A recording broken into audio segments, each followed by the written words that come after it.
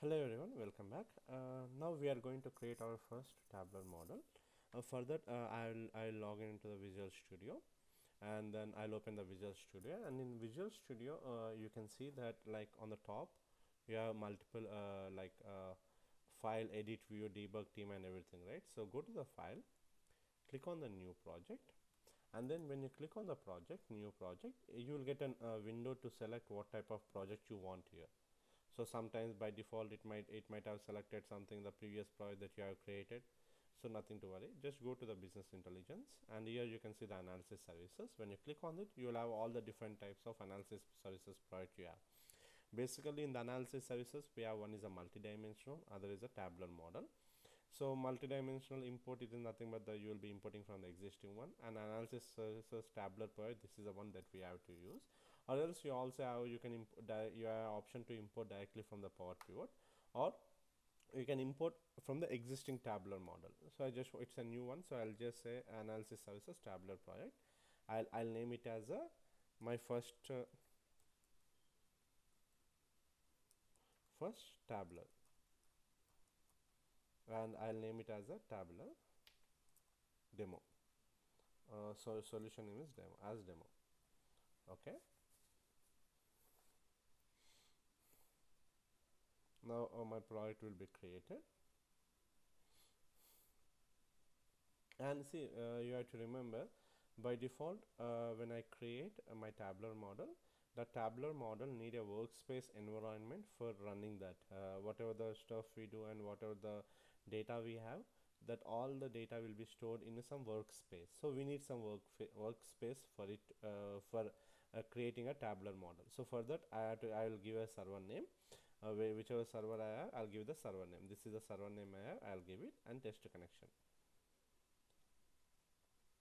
Now see, the test connection succeeded. Good. I'll go and create. And if you want to select any compatibility level with the SQL Server 2016 or anything, just you can give it based on that. I'll give that 2014-12. If you now the latest version is 2016, so you can give the 2016 too, so that it will be compatibility with that. And now see, I have created my tabular model. So far so good. Now you can see here, I'll connect to the database here, and I'll refresh that. This is a tabular server which I have connected. So how do I connect is that I'll click on this analysis. This is a server name for the tabular. I'll connect it. Now I got it. Now you can see the difference. This is for the database, this is for the SSIS. In the tabular, you can see in the form of rows and columns. And when I click the database, I'll refresh the database. Now you can see the first one which I have created. I have created one project called my first tabular, right? So the workspace has been created here, so it will use this workspace for whatever we create. It will use this workspace here. Now we will go back to the model. Yes, yeah. So here you can see I have the couple of this is the project name, and nothing to worry, this is the model where I'll have the properties for the model. So when I click the properties for that model, now I can see, if you want, I can change the name, and whatever I want I can name it. See here, you have the build action is compile, then you have the compatibility level. Whatever the compatibility level we is selected, we have it. If you want, you can reselect, you can select it that. And direct query mode is nothing but it's a in memory one. By default it will select the in memory. So if you want, you can directly write it as a on. When you on it, so it will ignore the in memory, and it will get the data directly from the table or the database. Then you can see workspace retention, so it will say it takes unload from memory. You also have keep in memory, you also have delete workspace. Okay, I'll just keep the unload from memory. Now if you see the workspace server, this is a server I have given during a creation of my project, right? So I can see that server name. Now if I want to get the data into the tabular model, I can get it multiple ways. I can get it multiple sources. That is advantage of a tabular model. You can get it from Excel, you can get it from a text file, you can get it from Oracle, you can get it from SQL Server, you can get it from Power Pivot, or you can get it from existing tabular model. Now what I'll be doing is that I'll use the existing AdventureWorks as my reference. So I'll use the data source from the AdventureWorks. I'll get the data from the AdventureWorks now. What I'll do, I'll go to the model, and then here you can see on the top you have the model here. And you can also see this is a one more as a shortcut to that. Okay, both are same. If you see the database, when you click, you will get the same thing, or else you can directly go to the model. Sometimes you may not be seeing based on the option select, based on the visibility, you may not see this because you might not have selected this in your options to show it on the toolbar, on the bar. Okay, for this purpose, I'll click on the model. Now you have the import from data source. When I click it, I'll get all the different of data sources that I can use. I can use Oracle, Teradata, Sybase, Informix, IBM DB2, other OLEDB, ODBC servers. Then I can also use the analysis services. Like whatever stuff you want, you can get it. Okay. Now I'll use from the Microsoft SQL Server because that's where I want to get the data. I'll select next. Now I have to give the server name. The server name will be this one. I'll just click connect. Yeah, I can give because it's a default server name. I'll give it as a Virat. Done. After this database name, I want to get the data from the AdventureWorks.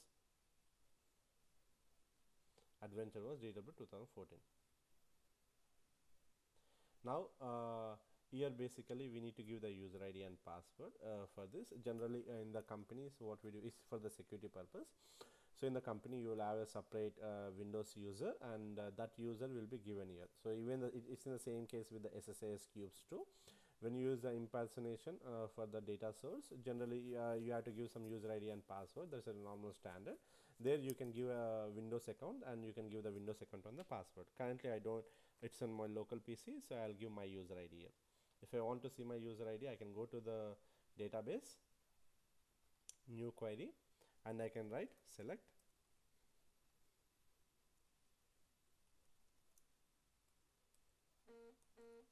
@user. I don't know whether this is a function or user. Yep. Okay, it's I think I have to use a system user.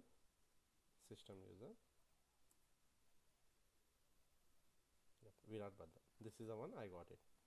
I can copy the same user because this is my current user. To just make sure that I have my correct username here, and whatever the password I have, I'll be using the password here. Done. Click next. Now I have the two options here. One is select from a list of tables and views to choose the data to import, and next write a query that will specify the data to import. So if I want to, I can use the tables, or I can write a named query where I can that query can contain multiple data. That query can contain tables, like where I can use multiple tables. I can join the tables in that query and get it a data as a single query. I can do that too. Now just we'll go with the tables. Now when I click next, by default usually you will get all the tables. So I'll go with the internet sales because the same thing I have used in the cubes too. I'll select the internet sales. After selecting it, I can give the friendly name here, or I can give the friendly name later on. So wherever I want, I can give it.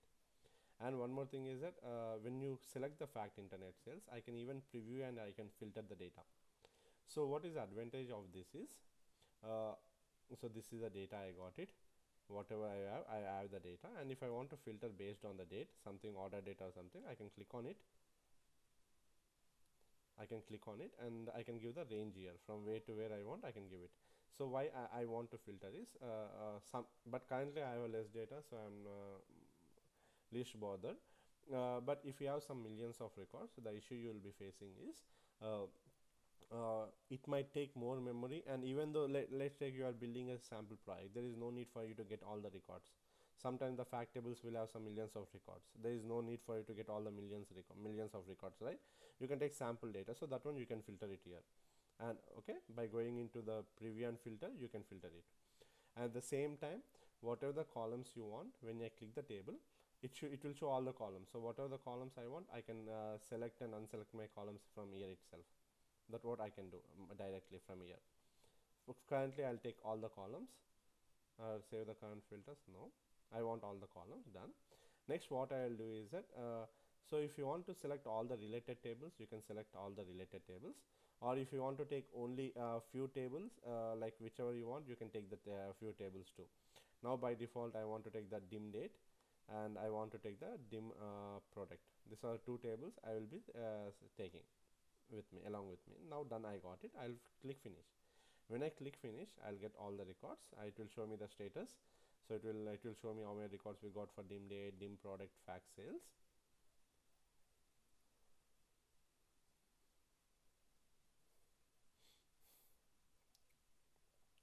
And it will import into our like whatever the environment we are given, workspace environment. So that will import to that workspace environment. So we got less records in the fact table. We are good. Usually you'll have some millions of records. Since it is a sample database, it has only few thousand records. I'll click close. When I click close, I can see all the properties here. I can see all the tables. It's same like Excel only. You can see what are the tables I got. You can see each table in the individual Excel sheet, like individual sheet. And then I can see the columns. I can even filter the columns here. Okay. At the same time, if I want to delete the columns, I can delete the columns. So these are the columns I filter. If I want to delete from the fact internet sales, I don't want the columns not from the, I'll go with the dim date, because fact will always have the columns that we need. So in the dim date, I don't want the Spanish month, and I don't want the French. It's the same like the one you do in the Excel. Okay. So I'll go to the Spanish month, select it, delete it. Yes. Okay. This way you can delete all the columns, whatever the columns you want, you can delete. So let's take, if I want to again add a new table, I'll go to the model. Again, I can click on the import from the data source. Says same. I'll go here. I have to give the server name is the same server, which is or else that is a one thing. The other thing I can do is just I can use the existing connection, because it's already there. So I can just use the existing connection from where I can go and get the data back. I can get it directly from the existing connection. What I can do is I can go to the model. Now you can see the existing connections. When I click, I will already have the existing connection. I can directly use that existing connection. Open. Now by default it will ask me my user ID and password. I'll click OK. Now it will take me to the tables list again. So here I'll go and add one new table. I can take it as anything like sales territory. I'll be adding finish. I can preview and filter what are the columns I want. I can do this way. I can select go to this table, what are the columns I want. I can select it from there, or I can directly select it from after loading. I can delete the columns. I can do that way too. Click finish. Now I'll have the sales territory table added. It will import it. Once it is done, then I'll get the sales territory new sheet here.